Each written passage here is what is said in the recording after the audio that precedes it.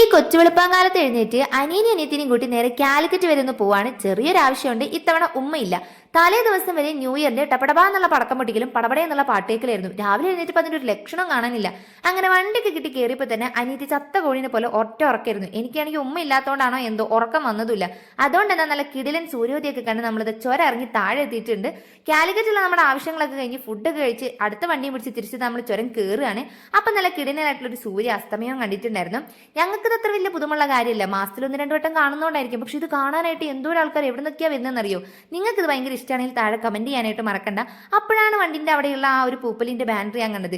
ജനുവരി 1 തൊട്ട് നമ്മുടെ അമ്പലവേലുള്ള flower show start ചെയ്തിട്ടുണ്ടോ? കാണാത്തവരുണ്ടെങ്കിൽ എന്തായാലും വന്ന് കാണാൻ, അടിപൊളിയാണ് കേട്ടോ. അങ്ങനെ ടൗണിൽ ഇറങ്ങി വണ്ടിയൊക്കെ പിടിച്ച് നേരെ വീട്ടിലെത്തിയപ്പോൾ ഉമ്മ നല്ല പഞ്ഞി പോലുള്ള കുക്കറപ്പ് ഉണ്ടാക്കിയിട്ടുണ്ടായിരുന്നു. അതും കഴിച്ചു, ഫുഡും കഴിച്ച് നേരെ പോയി കുളിയും കഴിഞ്ഞ് ഫേസ് വാഷ് ഇട്ടൊന്ന് മുഖം കഴുകി പല്ലൊക്കെ തേച്ച് എന്റെ കട്ടിലും കൂടി കണ്ടപ്പോൾ എനിക്ക് സന്തോഷമായി ഉണ്ണികളെ. അപ്പൊ ഞാൻ പോയി കിടന്നുറങ്ങട്ടെ. Tata bye, good night.